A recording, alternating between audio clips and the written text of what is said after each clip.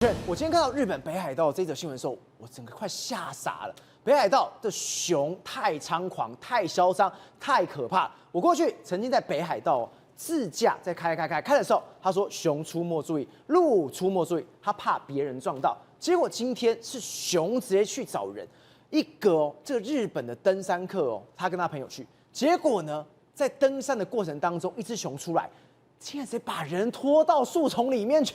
对，所以现在呢，整个北海道登山客都陷入一种熊惊吓的状况。什么叫熊惊吓呢？因为大家都知道，本来就有熊没有错，但是呢，从来没有像今年这好发频率这么高。比如说，其实它短短在5月到8月期间呢，就发现了有62起这种熊出没的状况。而这个地方在哪里？叫做罗臼岳。罗臼岳它其实位置是在北海道的知床半岛，但这边本来就是一个熊的栖息地。那刚好它有2条我们讲的登山步道这边，那结果呢出现问题是在哪里？在协里町这个地方。那协里町这个呢，刚好就是有一个男子跟他的游客在14号的时候呢，就去爬山，就爬到一半的时候呢，他突然发现说，听到他朋友的声音。那因为他们2个没有走在一起，他就赶快跑过去看。就跑过去看的时候，他就发现我的朋友在被熊攻击。然后他说熊攻击的时候，他就在旁边吓到嘛，他也不知道怎么办。他说我鼓起勇气想要去救他，但人就这样被拖走。他们觉得太可怕了吧？怎么会有这种状况？但其实你仔细看，光4月到7月的时候，日本全国被熊攻击的就有55个人因此而受伤，或者是生命就没了。但是呢，明明2年前这是一个最高纪录是56人伤亡，对，就今年4月到7月期间已经55个人了，代表说熊变得特别躁。那他们讲说熊特别燥，可能有几个原因嘛。第一个，可能是因为今年呢，我们讲它冬眠的时候呢，它吃的东西比较少，因为刚好有一些他们专门在吃的一些果子啊，一些谷物类的啊，可能我们讲刚好量产比较少，导致说熊肚子很饿，所以就到处乱跑，甚至是你看通报数量今年高达我们讲7248件，对，比2023年多了1.2倍。那你知道就是因为这样出了非常多的意外，比如说像什么岩手县。岩手县这个地方呢，有一个81岁的妇人，她在家里面，然后突然间发现说，怎么在住家里面人就这样没了？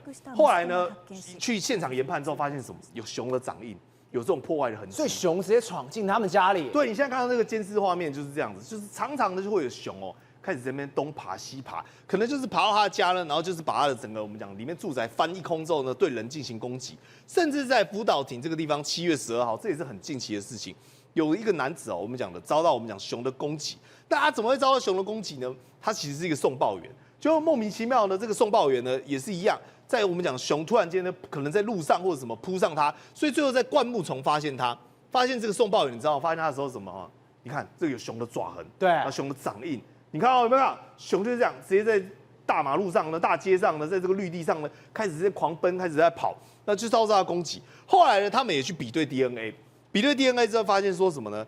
发现说呢，这只熊竟然在4年之前也出来攻击过人。换言之，它是一个我们讲的犯行累累的，已经多次犯案的一只熊。就你看到现在这只，它持续的，你看夜黑风高的时候，它可能就跑到路上，在马路上，然后就看到人呢，就对人进行攻击，而且已经攻击好几次了。甚至你看北海道函馆这个地方也有一个52岁的猎人，就到现在为止都找不到，所以他们就怀疑说可能是被棕熊攻击，因为照人你可能我们讲很多人有些不知道，你看这熊不要以为它小只很可爱不对，它有些矮的大概130公分，对，这个就还好，但你知道高的会到多少吗？200多公分，不比我们俩还高很多对，跟姚明一样，吓死了，就是长胖的姚明 ，OK， 吓死人。然后更可怕的是在7月27号这个地方，因为这是在国道上，日本国道，就没有想到你看。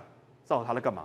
他当街因为日本很多鹿也很多熊，对，他当街直接，而且他还比这个鹿小只一点点在所有的乘客以及驾驶人的面前，就把这只鹿给我们讲的夺走他的生命，而且你知道咬着他脖子非常粗暴，让你看到说直接第一时间现场什么，然后大家其实车子都在你看有没有看到？然后熊也没在怕，所有人大家不敢动，全部在驾驶座里面，也不敢吹油门，怕熊过来攻击自己，然后就把鹿拖到旁边，他也知道要拖到路边去，知道路中间很危险。